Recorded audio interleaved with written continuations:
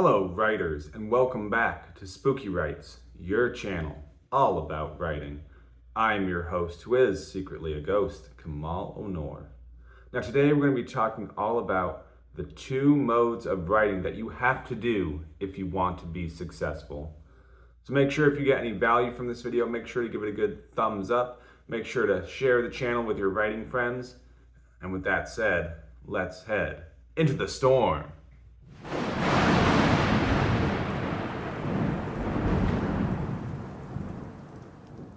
It's the raven's call, the werewolf's howl, the vampire's bite. You search through the woods for safety, but all you find is... Okay, rights. So in this video, I'm going to share with you the idea of there only being two modes of writing. Now, there could technically be a third mode, but I'm not counting that as actually writing. And so the one that I don't believe counts as actually writing is the idea of thinking about writing. If you're thinking about writing, this can be beneficial, but it's not part of the act of generating material. It is important to develop your plots. It's important to give some time to ruminate and think about what is going on in your story and where you want your story or your novel to progress and how you want characters to flow through that process. This is important, but it's not one of the two modes that is vital to your success as an author, that is vital to your success as a writer. And so the first mode that everyone loves to do, that people get so excited to get into, is the actual act of writing, is the actual act of typing away on a keyboard, writing into a notebook. It's the act of writing the story, writing that terrible, awful, rough draft. Now, most people will do that because that's the exciting part. It's fun to do that part.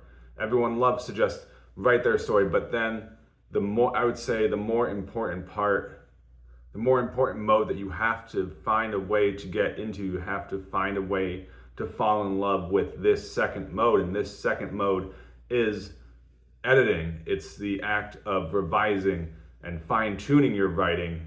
Now, a lot of beginning writers and even experienced writers will say, I hate editing, I hate revising.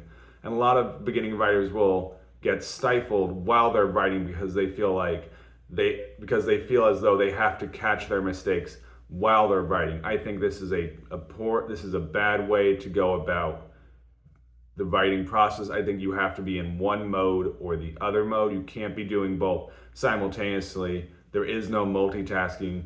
There are plenty of studies that have shown that multitasking is not a real thing, that it's just your brain switches from one thing to the other. So you have to be in one mode for an extended amount of time, and then you have to transition to that other mode once you are out of the first mode. The first mode, again, being the act of sitting down and writing and creating your story, telling the novel, telling the short story, writing whatever you are writing. You just have to do that.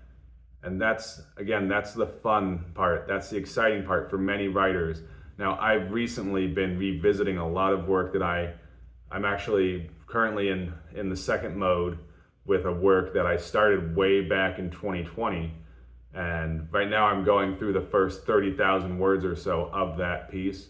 So right now I'm in editing mode. For the first 30,000 words, I'm going back through, I'm editing it, I'm revising the first 30,000 words now. When I get to the end of the first 30,000 words, I'm then going to switch back into mode one, where I'm going to write the remaining amount of this potential novel. It's already at the novella length, and it's not concluded, so I know that it'll be more that of a novel length manuscript when it's all said and done. And so I don't think there's anything wrong about doing mode 2 before mode 1, but so many people get so excited to do mode 1, and then they never end up.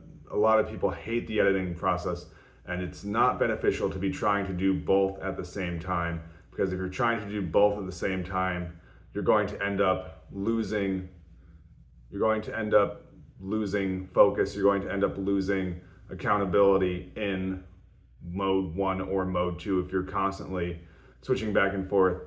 And so you have to understand that you really need to be in mode 1 or mode 2 for an extended amount of time. And at some point you can definitely go back and forth, but this is going to be after you mode 1. Again, mode 1 is the most important, it's not the most important part. I would say mode 2 is the most important part, but so many writers, so many beginning authors get so excited from mode 1. They're just, I have to tell this story, I have this idea in my head, I have to just put it onto paper, and that's what you have to do with mode 1. You can't edit a blank page. You have to just tell the story, tell it as sloppily, as poorly as you possibly can, and then when it's all done, write as much as you can, and when you feel that you have told the story from start to finish, then switch to mode 2, go back through, start revising, start editing, and be meticulous with your editing. Be very conscious of the language that you're using in your story. Make sure that there are definitely times when you're writing mode 1 that you might be writing a scene that you feel that you're going to end up cutting out anyways, but just write all the material, write all the scenes that just come to mind. Tell your story again as sloppily or as concisely as you can at the time of your writing the story. And don't worry about grammar, don't worry about errors that you're making in mode 1.